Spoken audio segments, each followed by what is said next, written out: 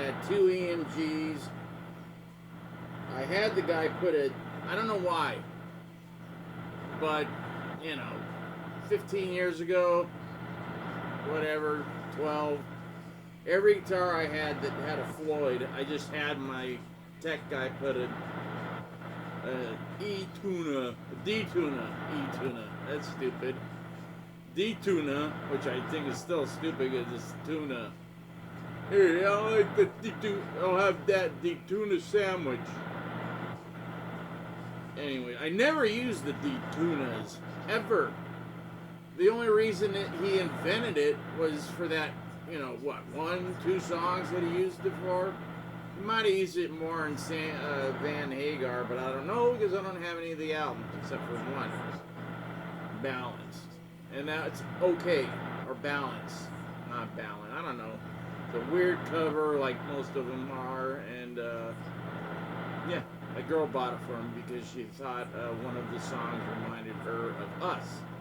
And I go, nothing reminds me of us because who are you? Some chick that just, oh my gosh, drove me nuts. But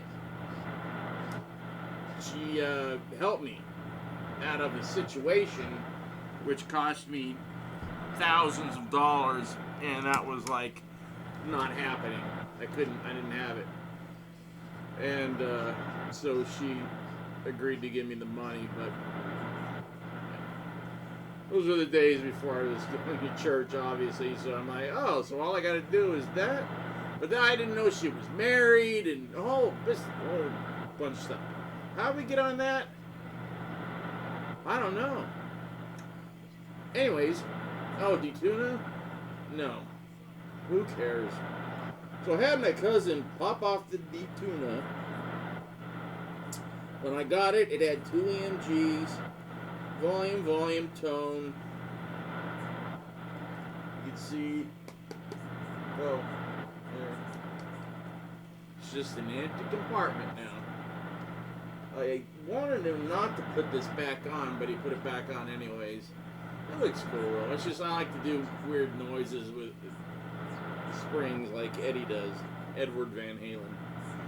See, now that Eddie's dead, so I don't know why people even care, but I figured everybody had heard Zakk Wylde call everybody that had died, and even people that before Eddie Van Halen died, he called Eddie King Edward.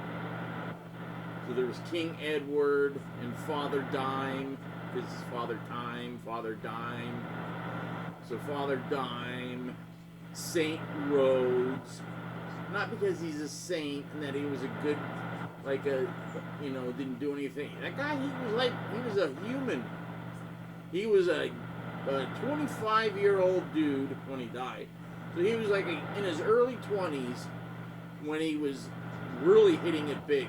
When he was hitting it big, when he was playing down here and he knew he was the show, when they were playing the Starwood and the Whiskey and all that, he was nailing chicks left and right.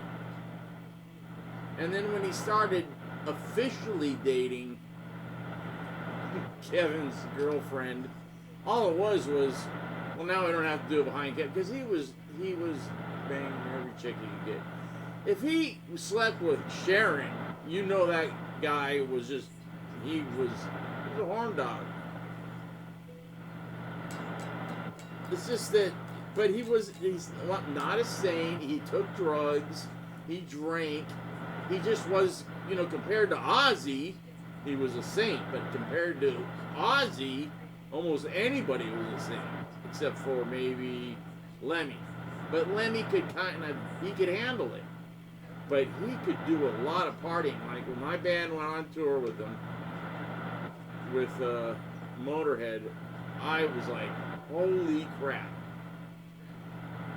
Because he's like, feel free to come on in the room, blah, blah, blah.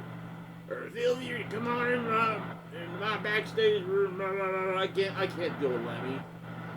Just pretend I'm Lemmy. And I was the one in the band that really partied. He already knew that the drummer he didn't want around because he was a little unstable.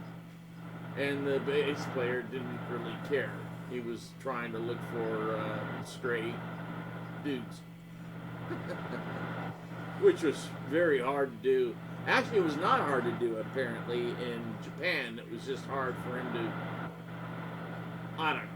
You don't want to know about it. I don't care about it. I kind of just... He was my friend, and I just let him do what he did. And he was gay. Not gay. Super gay.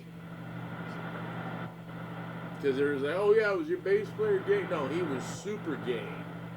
I mean, this dude was like with dudes like I was with chicks all the time. It was crazy. But the only funny thing is what, like, we'd all be cruising around, you know, be like 5, 6 dudes in a car, we're all drinking beer and doing lines, because that's what you do. In the 80s it was. And especially at night, you know, because you've been drinking during the day, spending the summer, you know, you're drinking out in the sun, and then you get made up, go out at night, and plans, go down to Hollywood, go wherever, go to see a concert, and you need something, so we start, and that started happening, and everything changed, because then it took it to a different level. So you're drinking just to get, I don't know, just to bring yourself down a little from that. Maybe it's because of the white coat of the guitar. So anyways, let's just get off all that. So this had EMGs pop out. I had a detuner pop off. And I always like, to kill the...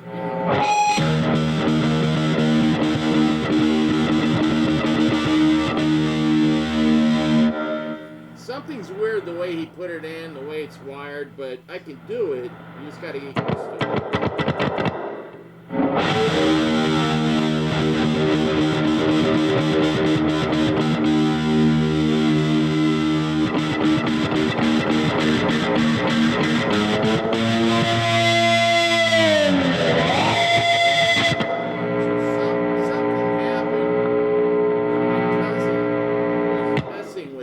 Because it was supposed to be volume, kill, basically. But now it's volume, tone for both, and this is a toggle, but it works as a kill.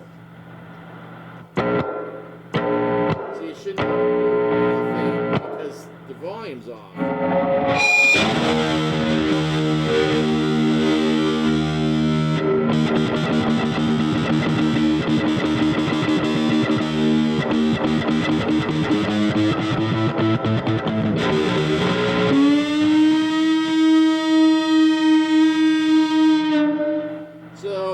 Anyway, going back to this, didn't really do, besides the pickups and putting the detuner on and then taking it back off, because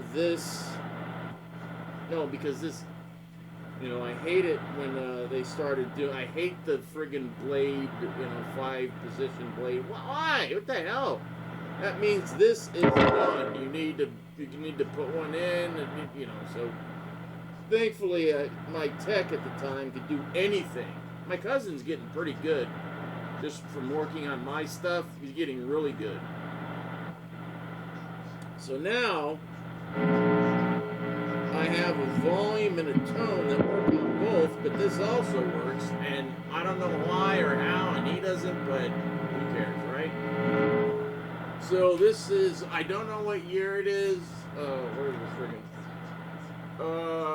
it's old and it's very expensive, and it's got the Concorde relic truss rod. And I think I told this story, because the guy, they're also the ones that do all the used to do the inlay works. So this inlay works, I was gonna have R, the 2 R's on each one, and then 2 R's here, and then R, and then 2 R's on a separate neck. I go, so how much is that? And he's like, oh, it's about 150 per. I'm like, whoa! So he's like, okay, let's just do one here. I gotta find the neck because it's a bolt-on, and I was gonna put it on another guitar. Well, I'm gonna put it on that because it was a Japanese Jackson, and I got a Japanese body with a Zakk Wylde paint job on it. So I'm gonna try to put those two together and hopefully make a cool guitar. I just gotta find the neck. It's in storage, I'm sure. So there you go. Other than that, this is no cheap ass guitar, that's for sure. I mean, you can look at it. It's just there's nothing. There's no way you're like, look at that. Everybody calls everything a Gibson. It's a Jackson, Ibanez, a dick whacker. Oh, is that a Gibson? Chinese? No, not even. This is one that I bought. Actually, I think I got this from Sweetwater because I was trying to build my credit back up after my last wife destroyed it, and so I started buying guitars on credit, and it worked. After like 4 guitars, I had good credit again because I was buying like really expensive. I don't remember how much, but it was thousands for this. And then I was so bizarre because this was like a few years after the accident, so it had to have been around 2012, 2013, something like that. I don't know. I'd have to. Like I said, I got to get my. Actually, I have a freaking cool digital magnifying glass, but I'll figure it out and I'll tell you how old this is. But it's worth a lot of money. It's a beautiful guitar. Beautiful. My cousin's like, holy crap, this is the most beautiful guitar you've ever brought over. I'm like, dude, you haven't seen anything. Because he hasn't seen anything. He hasn't seen all the guitars that I have in storage. Most of them he hasn't. He's going to crap his pants. So I brought this, and I brought another Jackson like this, the Rhoads with the dots, with the polka dots. But Jackson always made them 1 inch. That's how you can tell Jackson. And they did a really decent job on the front, but on the sides they just kind of didn't care. And it's really Jackson. It's a Jackson. And you can tell because up here is dots too, but it goes in through the logo, so it's black and white, and it's cool. I don't know what I'm saying. I'm just going to play a little bit and get out of here.